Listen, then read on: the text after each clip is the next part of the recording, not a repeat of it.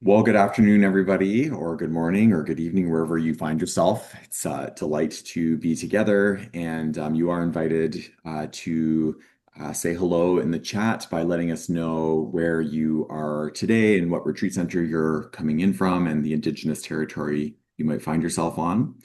My name is Michael, and I am the network manager for the Retreat Center Collaboration. And I'm delighted to be hosting this call today on the starting a retreat center, risks and realities and joys along the way.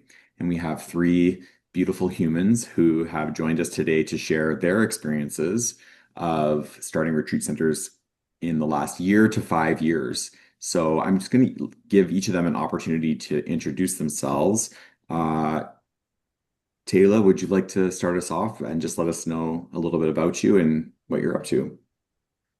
Sure. Hi, everyone. Thanks for spending some of your time on this fine Monday with us. My name is Tayla Shanaye, I use she and they pronouns. I'm on occupied Anishinaabe territory of the Upper Peninsula of Michigan, and I am one half of the founding team of We the Earth, which is a infant newborn retreat space here in the Upper Peninsula. I also work as a somatic therapeutic coach, an educator, and the mom of two small wee humans and the steward of some four-leggeds as well. So really grateful to be here, and I'll pass it to the other half, which is Michael Lynn. Hello, everyone. Nice to see you all.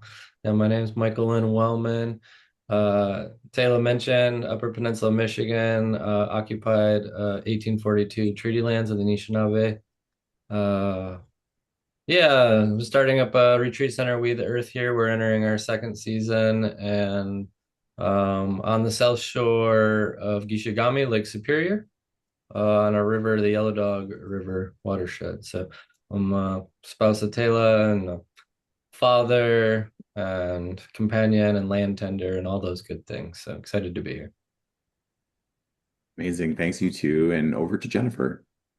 Hi, folks. Yeah, my name is Jennifer DeCoste. I use she, her pronouns. I'm calling in from unceded territory of the Mi'kmaq people on the eastern coast of Canada, now called Nova Scotia.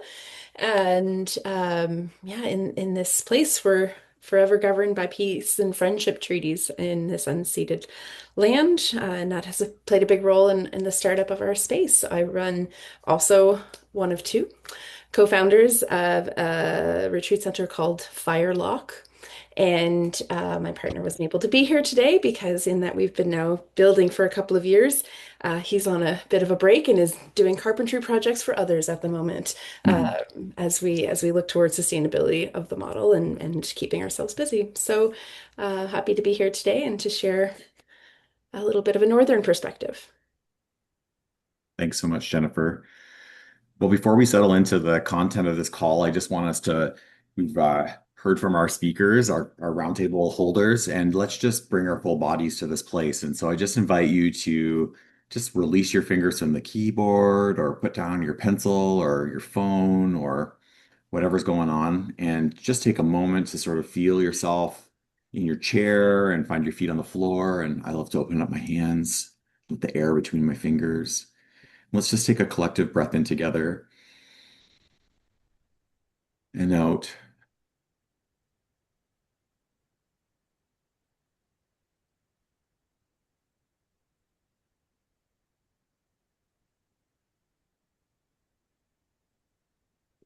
May you breathe in what you need from this time. May you breathe out what you don't need.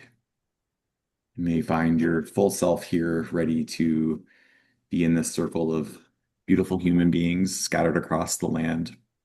And just open up your eyes and have a look at each other doing this work of retreat, whether dreaming about it. I saw Lisa in the comments just dreaming about a retreat center her first year in, or maybe you've been there for a long time. And whatever your experience is, it's fully welcomed into this place. So today we're going to facilitate this roundtable. I'm going to kind of act like a moderator for the time, and I'm going to pose some questions. There is going to be time, sort of two-thirds of the way through, where we're going to break into breakout rooms for a short period of time where you can interact. And the plan is to have one of each of our leaders sort of in a room. So you'll have a chance to chat with them and also just to share collaboratively. And then we'll come back and share a little bit about what we've learned. So hopefully that sounds good to you. I'm here monitoring the chat and the waiting room. So I'm here to support as well. So here we go. So I have my first question here. And I wonder if each of you could share a little bit about, what first drew you to the idea, this crazy idea of starting a retreat center, and when did that dream start becoming real? So I'll turn it over to whoever wants to sort of open the mic and start us off. Tayla, would you like to begin again? I was just gonna vote you in, but but yes, I can start.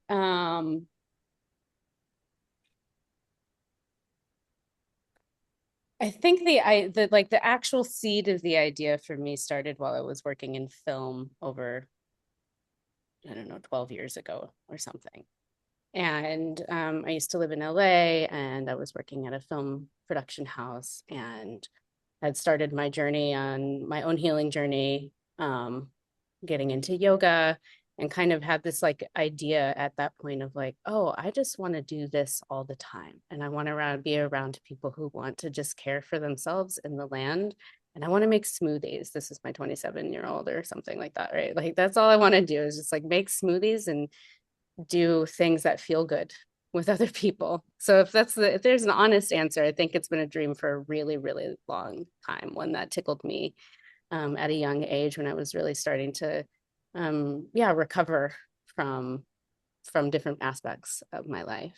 And now over the course of coming into my work as a somatic coach and supporting people with recovering their nervous systems from trauma and from chronic stress, and really being in the world of justice and in the world of equity and organizing, really feeling very deeply that not only do we need a place to have smoothies and feel good in our bodies, but we need to actually have a place to come where our whole being can relax and think. And I am with this kind of idea that if we can be in places and in practice and community where our bodies come fully online, that itself doesn't change the world, but it serves our brains and our connectedness and firing those synapses that allows for the ideas and the ways of being together that will change the world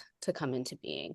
And so part of what my orientation has been over the past couple of years is where is the place that I know how to hold the road open so that we can come together, we can relax into our bodies with as much safety as possible, so that our brains come online. So the ideas of what it might be to live in a better world and in a better reality can come through us in our togetherness.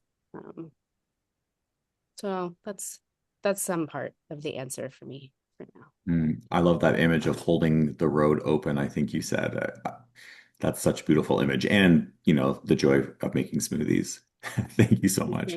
Holding it all together. Michael, did you want to add on to the Taylor Uh, sure. Since my story doesn't originate in film or smoothies, so Well, tell us about you. yeah, no, I was thinking back on the question prompt originally, and it actually took me to an unexpected place of I was like a preschool through 12th grade Catholic schoolboy and all sorts of baggage associated with that. But I remember going on these retreats occasionally as I got older in school, and they were labeled Kairos, and it was this like interesting experience to go with other people from school, and be in like a almost like a what we call here like up north, so heading towards the north woods or camps or and retreat to the woods to the wildness, and being in this different speed, and it was like yeah, just like really something about just like coming together over food and conversation and play that was so different from that juxtaposition with the Chronos time that we're in all the time. And especially in schooling. And so that led me into coming back to that over and over. In my 20s, I volunteered at a few retreat centers and did some woofing. In my early 30s, I spent a lot of time on retreat and studying, both taking workshops and doing more in-depth trainings that have kind of just kept this dream alive through now. And we've been working towards it. And then all the pieces finally came together to make it reality in the last couple of years. And so it's been this long through thread that's kind of come and gone, but it's always been sort of present in my life. Thanks so much, Michael. I had the joy of like talking with people through the RCC, every day, talking about retreat and why they do it. And there's always these sort of common threads of like an experience when, they were young, where they had that sort of time away, that Kairos time away, where things slowed down and people came closer together. Or we had this experience and we just have this like momentum to want to share that with other people. We've had this like profound experience. Jennifer, did you want to add your story of how Firelock came to be? Yeah, I'm just sitting here envious of like the knowing. Um, I did not have those opportunities growing up. This is not something that even was revealed to me as a practice until fairly recently. I think my whole life I've kind of just been following what seems to make sense and just keep letting the thread out a little bit further and a little bit further. So Mm. a number of years ago, maybe 10, almost 10 years ago, I started a nonprofit cooperative in our living room that was a model of using like private spaces like living rooms, kitchens, bathroom, or backyards, etc., to host gatherings of individuals who want to do skills sharing as a way to connect deeper in community. And that just felt right as I was trying to figure out how to raise two tiny humans and needed some neighborly interventions in their in how they were growing up. And that led to like a really expansive connection with this global movement of folk education. Didn't even realize how deep those roots were, the history of that, how connected that is to this area that I'm in. It was really just an idea that we wanted to get to know our own neighbors and have them be a part of our lives. But it grew from our living room to expand across Canada down into the States. We've programming in Mexico and now again in Denmark, kind of looping it back to that Danish tradition of folk schooling. So doing that kind of work heading into the pandemic felt really rich. It felt preparatory. It felt like super good for the family. And then during the times of the pandemic, when we were told not to gather, when we were told that safety is in isolation and in distance from each other, like of all the things, this type of an organization probably should have fallen apart, but it grew the demand for the idea of the model that we share freely in the commons, but the idea of the model of connection and skill sharing grew pretty dramatically during those years because there was that resistance movement of like this isolation that doesn't feel good in my body. There's something here that's not right. And while I celebrated the pull from community to do this kind of work together and to learn about how to do it together, I got tired, really, really tired with a couple of kids and a growing nonprofit that was very much a nonprofit initiative. Yeah, I was tired. And I didn't name that as burnout. I didn't even have the language of like, whoa, I might be getting really close to I'm not okay. And instead of, you know, doing the thoughtful kind of reflection, I packed up and ran away to the woods. Got a dog, didn't talk to anybody for like 6 months, and realized that the medicine of this forest, this place where we didn't even think we would necessarily even stay here or even in this country, it was really drawing us back to purpose. It felt right. It felt healthy to be here. It felt aligned. It just felt right. So then the next move was, how do we share this? This is good medicine.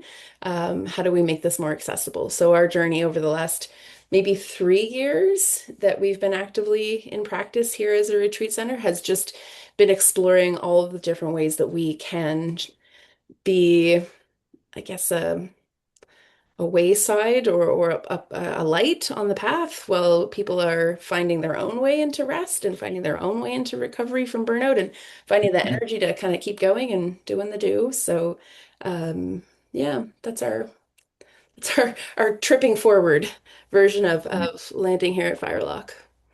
Amazing. I love that image of tripping forward. And I hope that these stories of, inspiration towards tripping towards a retreat center on this sort of open road are sparking with each of you around, why you're here today and what retreat has meant to you. And I see in the chat, like number of people that are saying, I'm an aspiring retreat leader. Navita wants to lead a retreat center, and that's just so amazing. And Robert for Cursillo Marin Retreat Center and Lisa. So I think it's amazing to see. And I won't lie, I have a fantasy of starting my own retreat center one day too. So, I think this is something that's common for all of us.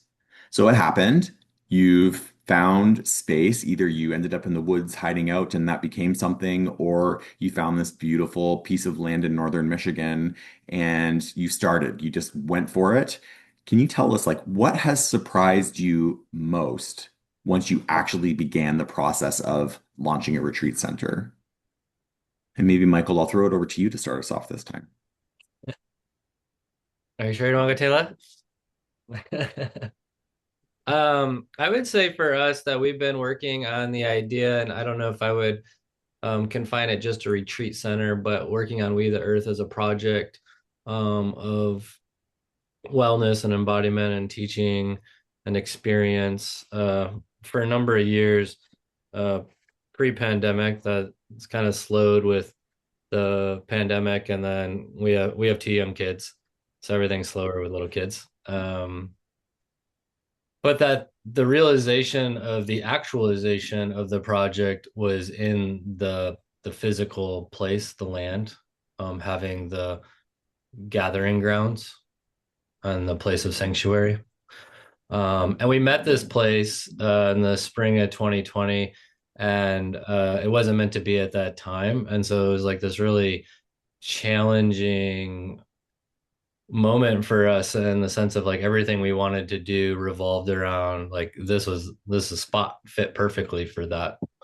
And then there's all these questions of like why didn't it work and why not now, and also needing to trust spirit and trust the process. And so we came back into relationship with that land 2 falls ago, and since then it's just like fallen into place easier because it's like we felt like, oh, this is what's meant to happen here and we're meant to be here, and the fit is kind of like the puzzle piece slid into place. And so that has, I felt like, been the biggest challenge for us getting going over the years. It's been this like herky jerky process around actually that component being very important for us in particular. I love that just entrusted to the spirit to let kind of unfold, and what a turning over, that is. And when you want to do something so badly and then it does come to fruition, that's so amazing. Tayla, did you want to add on to that? Yeah, I'm happy to speak to it. I think, I think that self-trust piece has been a really big like hurdle and surprise simultaneously. There's been several times where I'm like, wow, this is a big dream. This is a big idea. This is a big project. I want all these people to have access. I want access. I want access. I want access. And what does it take for my nervous system to feel like I have the capacity to be that level of host, to be that level of steward, to actually hold the door?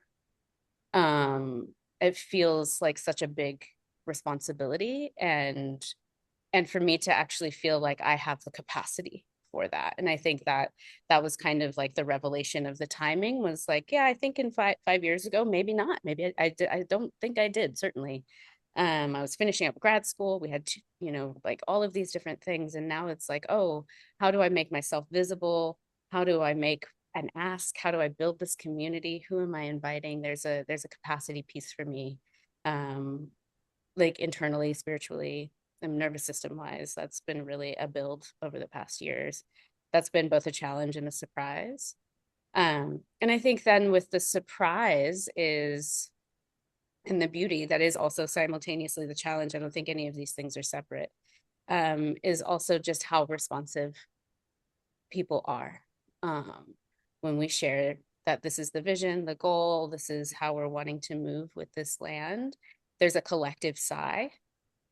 There's collective tears that I encounter from people, especially Black and Brown folks, when I tell them that there's a space for them. Like, I can't, the number of people are like, I didn't know this was going to be an option in my lifetime, to have a place where I might go rest on the rock, where I might go fish in the river.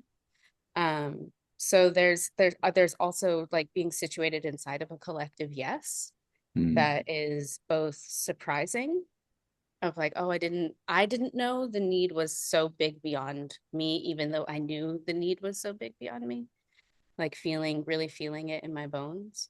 And then that is also the challenge of how do we come together then, and how do we collaborate and co-create a space in which you will come and you will have the ability to come and lay your bones down and recover and remember and rest, and do the things that you need. So we're at that point where there's the collective yes, and then the breath that comes after the yeah, okay. Okay, here we go, we got all the trash out of here, so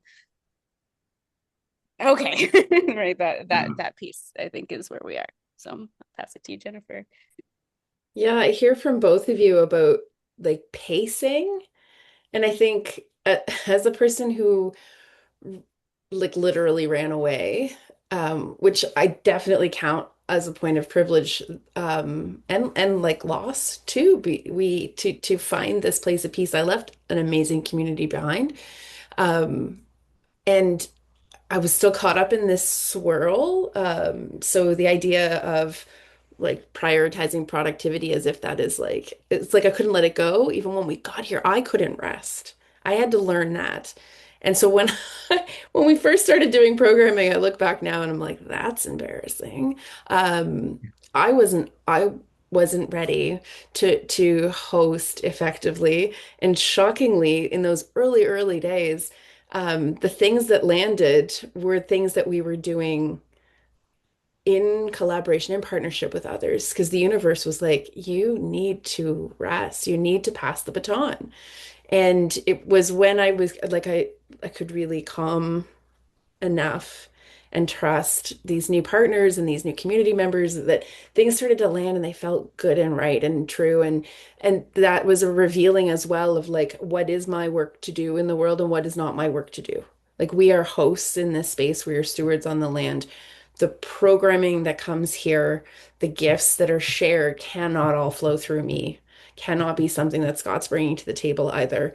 And initially, with the enthusiasm of some sort of weird training that I'd received about what a successful business looks like, it was almost like I was pushing.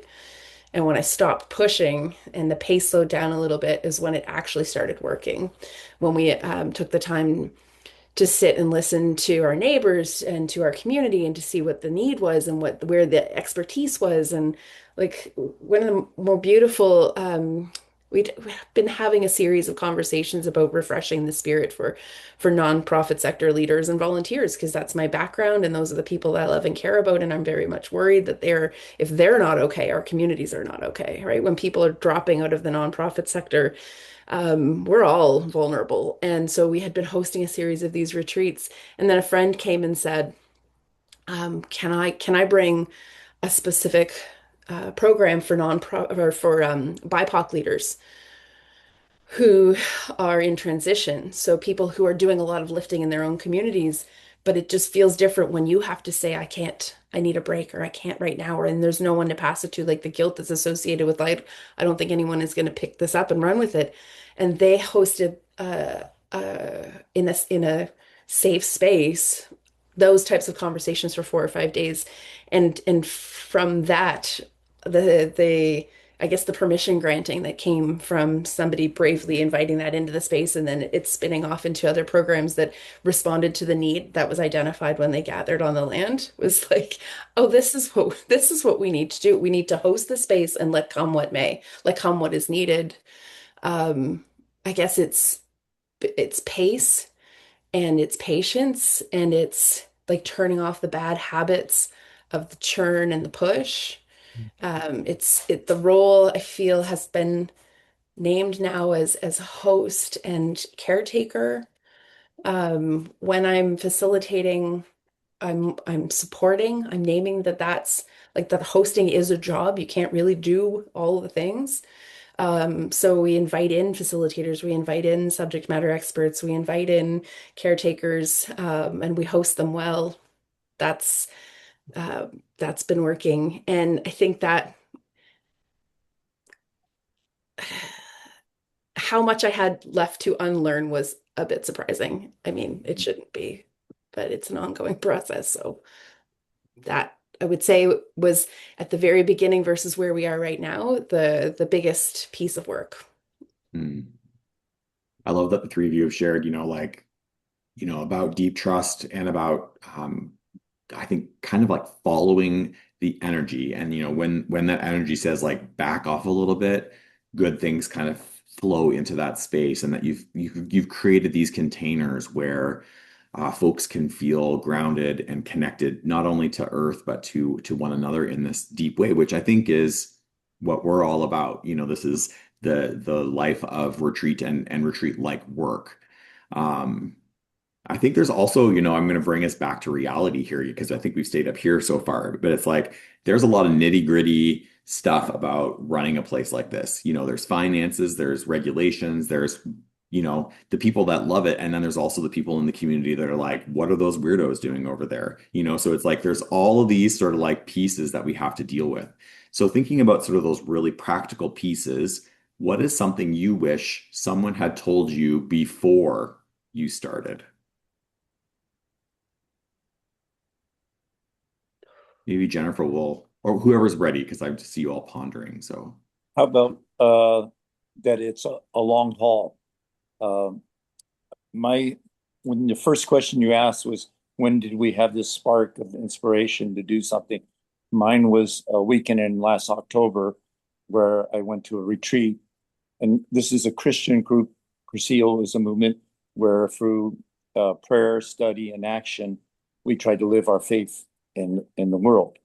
And about 12 hours after that, I woke up 3 o'clock in the morning and I was inspired to say, well, maybe with my past experience, I could help start a retreat center because I found out we were paying $20,000 for the weekend for 20 people to come.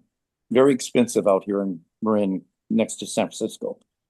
So I have 38 years of experience working with the homeless. I started with an organization called Homeward Bound in Marin, and was like a budget of 50,000 and served about 500,000 and served 50 people.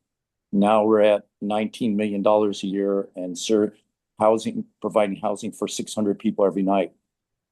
We build about $120 million worth of buildings and programs and that. So in my 38 years, I learned a lot of stuff, and I have some health issues now, and I'm kind of at the end, but I said, maybe there's still something in this knowledge that I've gathered that I could use to help other people.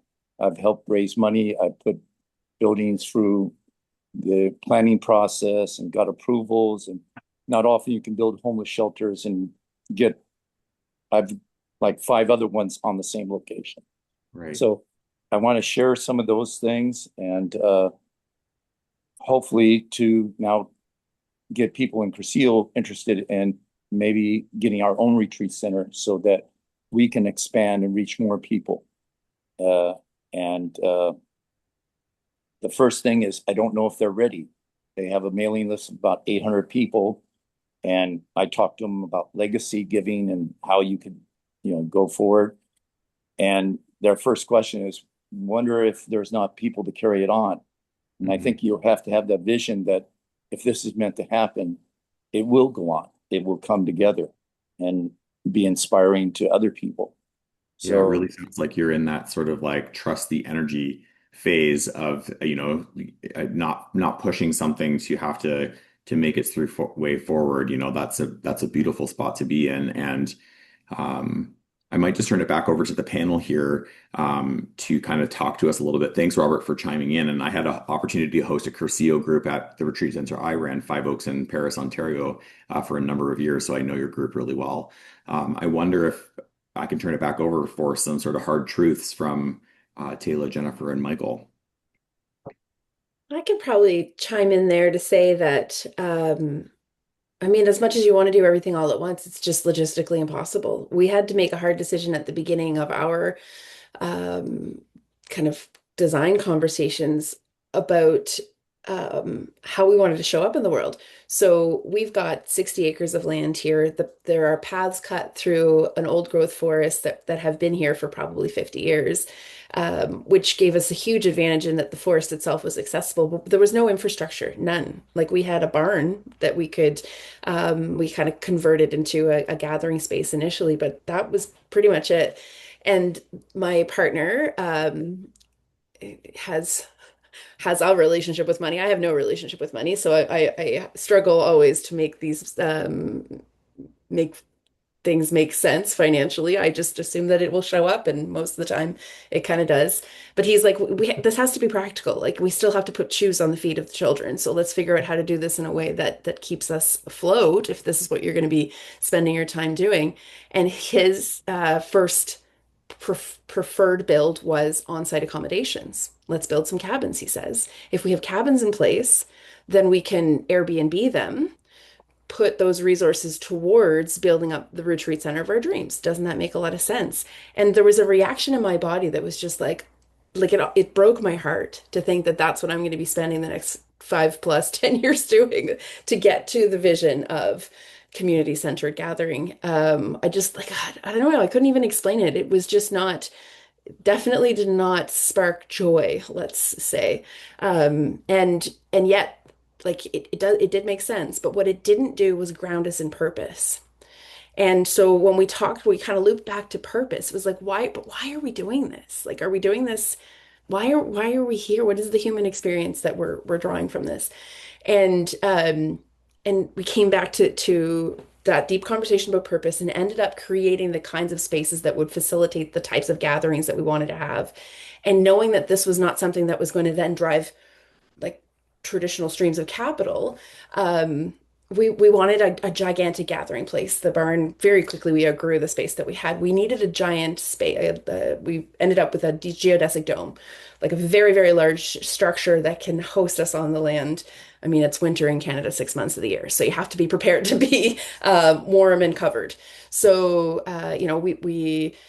we looked towards like sauna. We wanted to have a sauna on site. We wanted to build a pizza oven or an outdoor oven with our community using cob. Like we went to purpose. And knowing that there wasn't going to be an immediate revenue stream, one of the first gatherings we hosted was called Rethinking Philanthropy.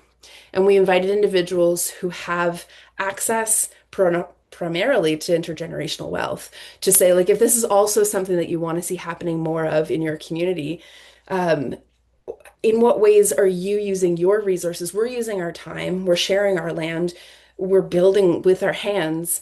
What types of contributions do you want to make to building the kind of community you want to live in? And we invited in resourcing in that way. And it's enabled us to build, to expand, to offer bursaries and scholarships, to create a fund that I refer to it as the pot of money, but that we can draw out of to create access all the time. That is fundamentally different than it would have been if we built a couple of cabins, started Airbnb-ing them, and floated the idea of this being a community space. It would have been very hard to transition back to purpose if we had started with our grounding in that other place.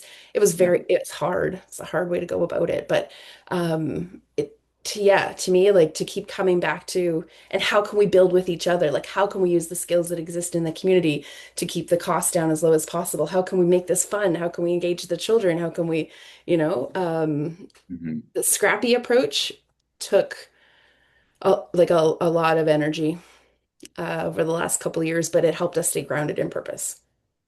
I love the scrappy approach, and I love that, at the beginning, you're kind of focused on building accommodations and then pivoted from that. And a lot of people might think like that's kind of backwards. You need accommodations for a retreat center, but it's also probably one I think the most stressful parts of having a retreat center is sort of that day-to-day like food, heads on pillows, like the gathering piece is sort of the natural piece, and the helping people to sleep part is harder. So, I And think I've watched it you know, sink retreat centers. I've yeah. watched that literally sink them when they're not unable to float the infrastructure, when the focus is on bums and beds kind of idea, and X number of nights per year, et cetera, versus like in what ways can I create a program that does what is needed.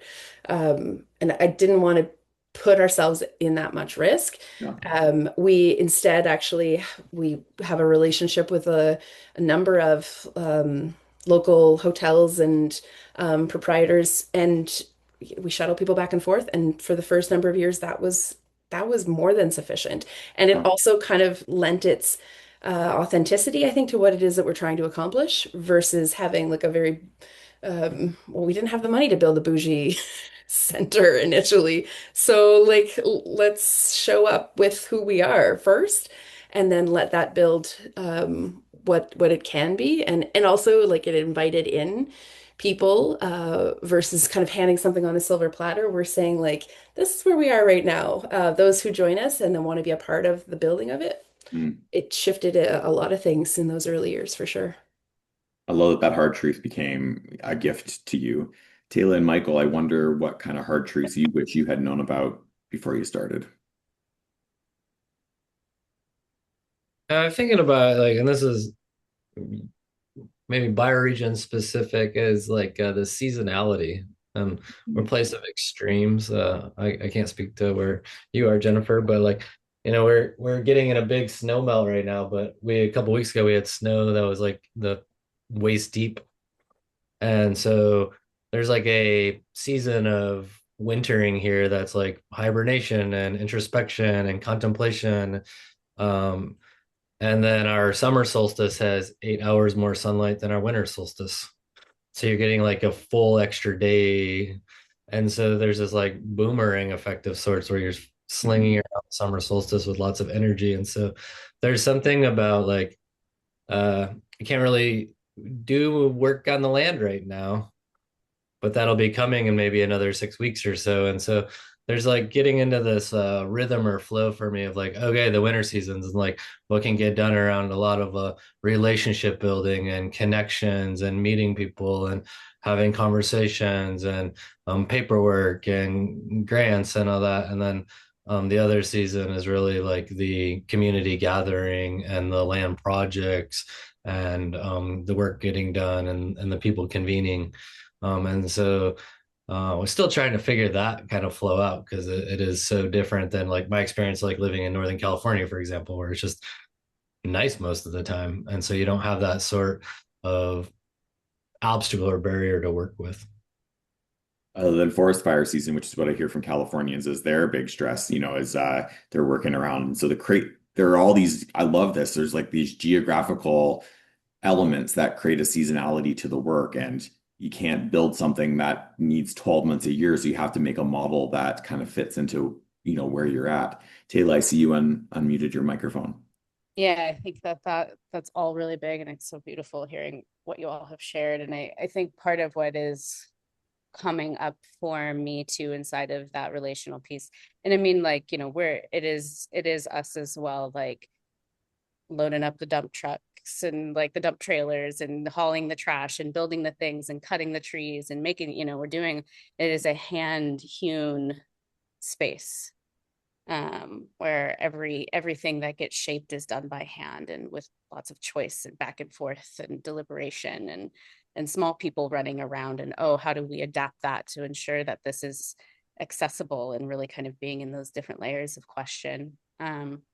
And I think one of the things that's coming up for me too, as far as like the community piece, is also like, how are we thinking about what you had said, Robert, about like the long vision, and how do we secure this place not just as our retreat space, but as sanctuary for generations beyond us. And who do we want to invite into those relationships, and thinking about rematriating land or having cultural easements for tribal members, and how do we ensure those different textures of access there's so many different moving parts to think about to like actually entrust the land with its future, and us as temporary stewards, and Mm. really kind of I think that applies to finance and how we build and how we structure and all of these things, is that there's a way that I'm going to enjoy that and make use of that space, but that it is not mine to keep. I think that there's also some part of that that really wants to move forward. And then also the challenge, which I think Jennifer touched on, that I'm really with, is like, yeah, that the pacing of building a retreat space is also the pacing of what it is to gather there. And so how do I not burn myself out and like try to do all of the things? Like how do I retreat into the space as I'm building it as well? Make sure that I'm taking the breaks, make sure that I'm resting at the water, make sure that I'm listening to the birds and tracking everybody deeply in relationship with the place, so that I'm not just coming in and building a hotel. Like I Mm. could do that, but that I'm actually wanting to be a part of the place, and that how we actually are in relationship to it is also means that I rest and process. Um, and I would have liked to have more clear direction on the necessity, not just like the option, but the real necessity of that depth of listening that's really necessary if that long-term vision and that invitation for true entrustment is there. Mm. Thanks for sharing all of this wisdom. I'm going to shift us now and just turn us over to our breakout rooms. And so this is where a chance where you're going to get to talk in a smaller group. And we're going to do three groups. And so Michael, Jennifer, and Tayla will be split up and they'll be with you in a group. And here in the chat box is kind of what I'm inviting you to talk about. So, if you're exploring a retreat center work, what stage are you in right now, to kind of share what stage you're at right now. And you could do a follow-up question after a first round of going around. What questions or concerns are most present for you right now? And so I'm going to put you into those rooms and we're going to stay there for about 12 minutes. And then we'll come back and we probably won't have time to do a share back, but feel free to sort of capture the essence and I'll put this instructions into a little private message to your groups in a minute. So here we go.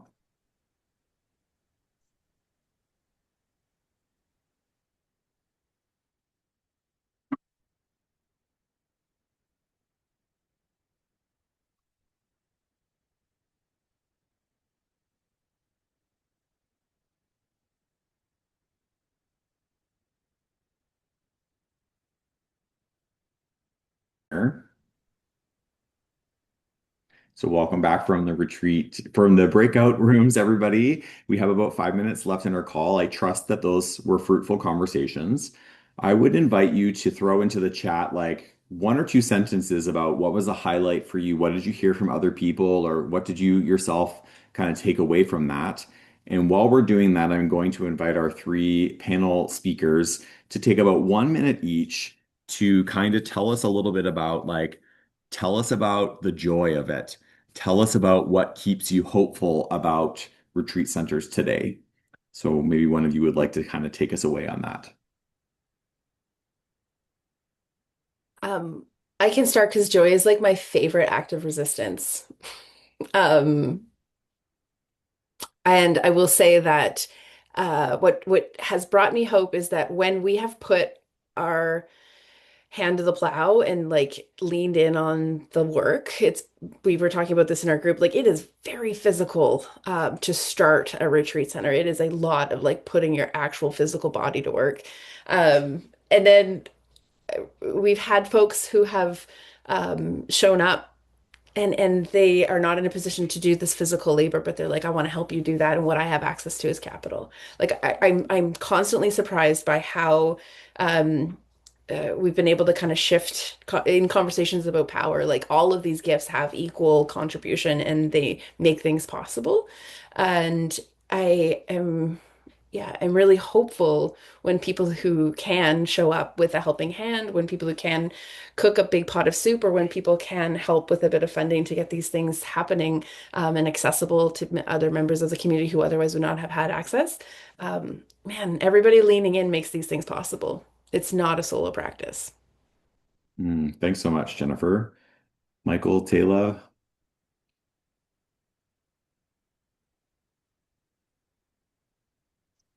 I'll go. I was gonna give it to you, but you whatever. You're too slow. I think that it there's like a couple things. Like the land itself feels like a pocket of freedom. And I get so much juice and joy being in a place where the deer and the birds and my laughter and the fire and the wind are free. And that gives me so much possibility in moments where that in itself feels impossible in the world. Mm, I get to access the possibility of that. And so I love the moment when the impossible becomes possible. And that's what everything that this retreat space holds and is for me.